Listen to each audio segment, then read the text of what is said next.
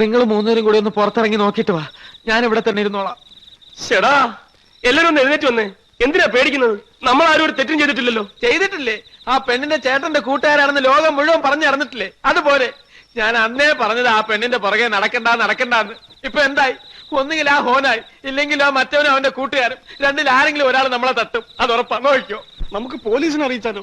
എന്നിട്ടുണ്ടെങ്കിൽ അവരുടെ ഇടിയും കൂടെ കൊള്ളാൻ. മഹാദേവ, നമുക്കിനി ആരെയും കാണണ്ട. ഇവിടുന്ന് എവിടെയെങ്കിലും പോകാം. എങ്ങോട്ട് പോകാൻ? ഏത് നരയത്തിലാണെങ്കിലും ശരി, ഈ നാട്ടിൽ നിന്ന് കുറച്ചാൾ മാറി നിൽക്കാം. നമ്മളൊരു സാഹചര്യത്തിൽ ഒരു ചെറിയ നുണ പറഞ്ഞു പോയി, ശരിയാ എന്ന് വിചാരിച്ച് ഒളിച്ചോടണ. കാര്യങ്ങൾ അവരോട് തുറന്നു പറഞ്ഞ പ്രശ്നങ്ങൾ തീർന്നെങ്കിലോ? അതെ, അതാ അതിന്റെ ബുദ്ധി. മാധവ, നമുക്കെല്ലാം അവളോട് തുറന്നു പറയാം. നിങ്ങൾ വാ.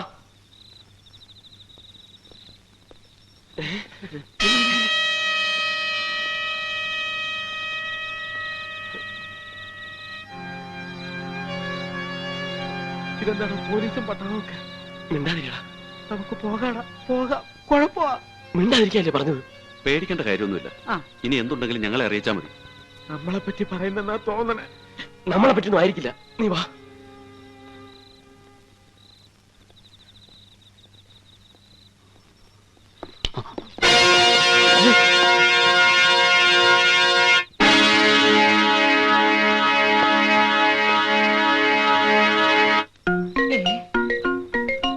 എന്റെ ദൈവമേ, ദേ നിൽക്കവൻ എന്നെ കൊല്ലാൻ വന്നോൻ.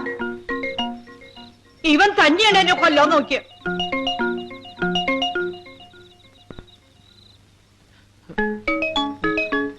അവനുണ്ട് എന്നെ കൊല്ലാൻ നോക്കിയവൻ. സേതുവിനെ യുവമാരാ കൊന്നിരിക്കുന്നത്. വിടരുത്, ഒന്നിനെ വിടരുത്. ഇവിടെ വരൂ. വരാനാ പറഞ്ഞത്. തോമസ് കുട്ടി, വിട്ടടാ. പിടിക്കവരെ. അവരാരും വിടരുത്.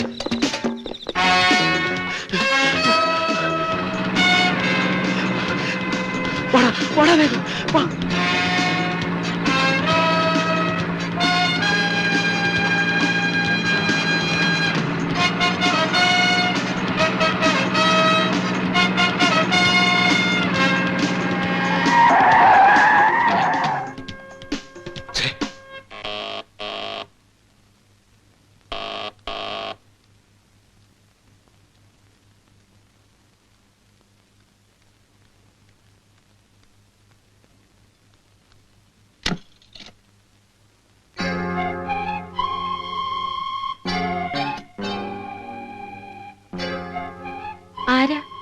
എന്നെ അറിയില്ല. പറഞ്ഞാൽ ചിലപ്പോ അറിയും. ഞാൻ ഹൊനായി, ജോൺ ഹൊനായി.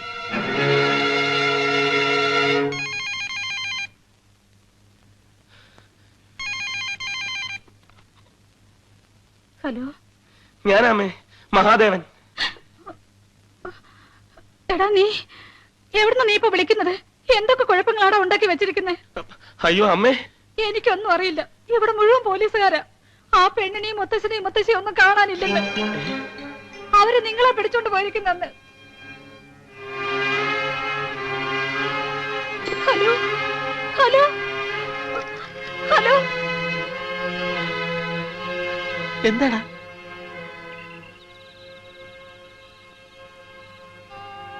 മാധവ, എന്താടാ? അമ്മ എന്താ പറഞ്ഞത്? എന്താ കാര്യമെന്ന് പറ. അവളെയും അവളുടെ മുത്തശ്ശനെയും മുത്തശ്ശിയും ഒന്നും കാണാനില്ലെന്ന്.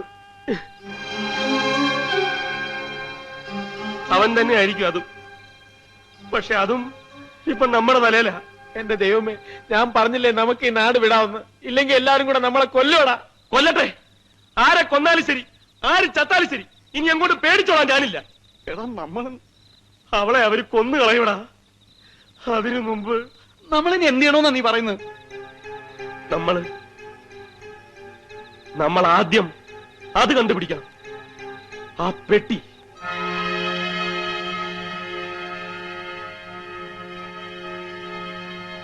അമ്മച്ചി, ഞങ്ങളോട് ക്ഷമിക്കണം. അന്ന് ഞങ്ങൾ പറഞ്ഞതൊക്കെ നുണയാണ്. ഞങ്ങൾ സേതുവിന്റെ കൂട്ടുകാരല്ല. സേതുവിനെ ഞങ്ങൾ ജീവിതത്തിൽ കണ്ടിട്ട് പോലുമില്ല. മായയെ ഒന്ന് പരിചയപ്പെടാൻ വേണ്ടി ഞങ്ങൾ ഉണ്ടാക്കി പറഞ്ഞ കള്ളങ്ങളാണെല്ലാം. പക്ഷേ ഇപ്പൊ ഞങ്ങളുടെ ജീവൻ അപകടത്തിലാണ്. ഞങ്ങളുടെ മാത്രമല്ല മച്ചി, മായയുടെ. മായയുടെ ജീവൻ രക്ഷിക്കാൻ ഇനി അമ്മച്ചിക്ക് മാത്രമേ പറ്റൂ. എന്താ എന്താ ഉണ്ടായേ? മായയും മുത്തശ്ശനെയും മുത്തശ്ശിയും അവന്മാര് പിടിച്ചോണ്ടുപോയി. ആരാ ആരാ ആരാ മായ പിടിച്ചോണ്ട് പോയത്? ഒരു ജോൺ ഹോനായി. അയാളുടെ പപ്പയെ കൊന്നിട്ട് സേതുവും ആൻഡ്രൂസും കൂടി ഒരു പെട്ടി ഈ നാട്ടിലേക്ക് കൊണ്ടുവന്നിട്ടുണ്ട്.